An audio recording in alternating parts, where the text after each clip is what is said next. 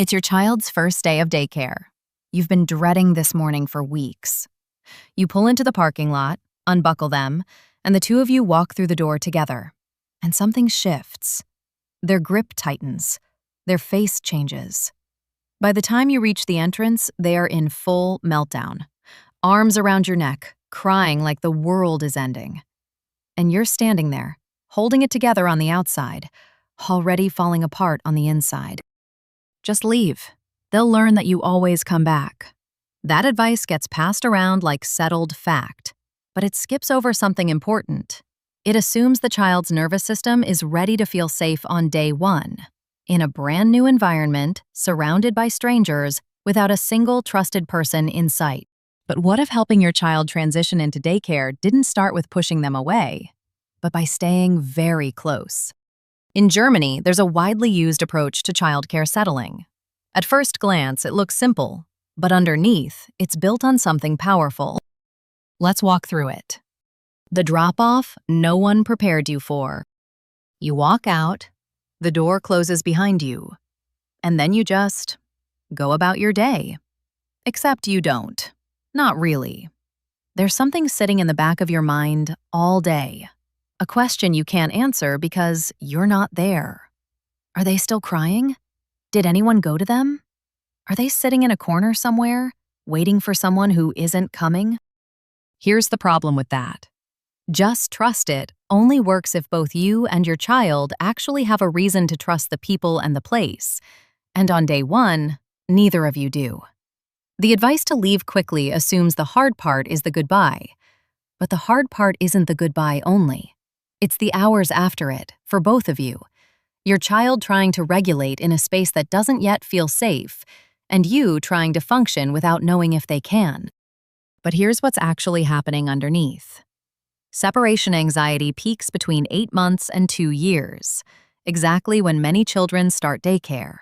It's not a behavior problem. It's a developmental phase tied to attachment, a sign that your child has bonded deeply with you and hasn't yet learned that you will reliably return. Being left in an unfamiliar room before they have any trust in that space or the people in it doesn't teach independence. Research suggests it can deepen that anxiety instead. The child's psychology. So what is actually happening inside a child during those first days? And why does slowing the process down change everything? It comes down to attachment. And not all attachment looks the same. John Bowlby, who developed attachment theory in the mid-20th century, showed that children are wired from birth to stay close to a trusted caregiver when they feel uncertain. That caregiver becomes what researchers call a secure base, a place the child returns to before venturing further out. Think of it like a safety net. The child can explore, but only because they know the net is there. Take it away too soon, and they don't become brave. They just become scared. But here's the thing. Children don't all attach the same way. Some children walk into daycare curious and ready to explore. Others cling tightly, cry at drop-off, or stay watchful for weeks. This doesn't mean something is wrong. It reflects their attachment style and how their nervous system responds to separation and change. A child may use the caregiver as a safe base and recover more quickly. A more anxious or cautious child may need longer, more predictable support before they can trust a new adult and environment. In any case, the goal is the same. Give the child enough time and enough safety to let someone new in. A gradual transition helps the child understand. My parent leaves, but they come back. This new adult is kind. This place is safe. Now think about what it would mean to build that principle into law. What Germany figured out that most countries haven't. In Germany, every child has a legal right to a proper, supported transition into daycare. The transition is called Eingewöhnung, roughly translated as settling in, and it is not optional. The purpose of Eingewöhnung is to build a secure relationship with the caregiver and familiarize children with the new environment. A child cannot be left for full days until the process is complete. That is the starting assumption. Security before separation, not the other way around. Here's the thing. The logic is a direct inversion of the just leave approach. Instead of pushing a child toward independence by forcing distance early, Eingewöhnung creates the conditions in which independence becomes possible naturally. You cannot rush a child into trust any more than you can rush a seed into a tree. You can only protect the conditions for it to grow. The most widely used framework for doing this is the Berlin model, developed in 2003 by Infants, a German early childhood research institute, and built directly on Bowlby's attachment theory. And the research behind it is hard to ignore. Children who entered daycare without any structured transition were sick up to 4 times longer in their first 7 months. They showed more anxious behavior, engaged less with their environment, and among those under 2, researchers observed signs of developmental disruption. Think about what that means for a 1-year-old. The amount of time spent in a stress response, in a place that doesn't quite feel safe.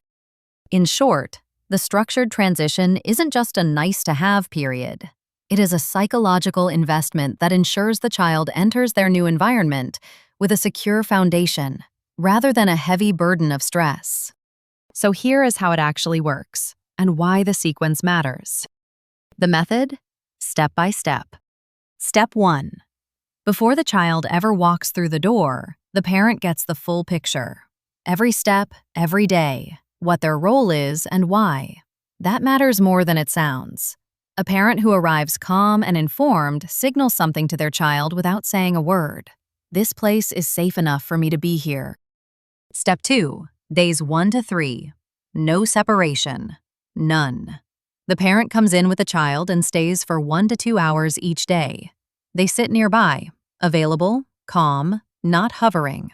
The caregiver, meanwhile, starts gently building contact, sitting nearby, rolling a toy over, offering a snack. No pressure. The child decides when they're ready to engage, and every time they look back and see their parent still there, their nervous system registers one thing: I'm safe. Step 3. Day 4 is the first real test. The parent says a clear goodbye and steps out of the room. If the caregiver can settle the child, the separation stretches to about 30 minutes. If the child is inconsolable, genuinely cannot be reached, the parent comes straight back. That isn't failure, it's data. It tells you exactly where the child is and what they need next. Step 4. From day 5 onward, the caregiver gradually takes over the everyday stuff: feeding, comfort, the small moments of care. The parent steps back a little more each day. Separation times grow, but only at the child's pace. Step 5. Integration is complete when 2 things are true. The child can be genuinely comforted by the caregiver when upset, and they arrive at daycare willingly, not just tolerating it, actually at home in it. Step 6. The whole process runs between 1 and 3 weeks, depending on the child. Securely attached children, the ones who cry hard at goodbye but reach for you when you return, often need longer. The bond is real, and transferring that trust to someone new takes time. The calendar is irrelevant. The child's behavior is the only clock that matters. True independence. The shift, when it comes, is quiet. There is no clear day, no announcement. At some point in the 2nd or 3rd week, you just notice it. Your child walks in and doesn't look back at the door. They go straight to the shelf. They let the caregiver hold them when they fall. That's it. That's the moment. And then, life happens. A week of illness, a long holiday, a new sibling, and you're back at square one. Or it feels that way. Here's the thing. That's normal. Attachment isn't a one-time event. It's an ongoing relationship. A week of illness breaks the rhythm. A long holiday makes the room feel unfamiliar again. When that happens, you just go back a step. Shorter days for a few days, a little more presence. The foundation is still there. You're just tending it. What Eingewöhnung gives you is a foundation to come back to, not a one-time fix. Here's what the research shows over the longer term. Children who go through a structured transition settle into daycare more stably. They engage more with other children. They accept comfort from their caregiver more readily. And that matters, because a child running on chronic stress, A child whose nervous system never fully settled into that room cannot access any of what the daycare has to offer. The brain is too busy managing threat to have room for curiosity, connection, or play. If you're about to start this process, or you're in the middle of it and it feels harder than you expected, it might help to know that slower is not the same as struggling. It just means the bond your child has with you is real, and that's exactly what you want. Eingewöhnung is not a method for getting your child through the door faster. It is a way of saying, we will not rush this child across a bridge they are not ready to cross. We will build it first, together, and walk alongside them. And one day, without announcement, without much fuss, your child will walk through that door and not look back. Not because you pushed them, because they were ready. And everything we understand about early attachment suggests that the time you give a child to feel safe, unhurried, unforced, is not time lost. It's the whole foundation. I want to hear from you. What did your experience look like? And was there anything that made it easier? Drop it in the comments. Thanks for watching, and see you in the next one.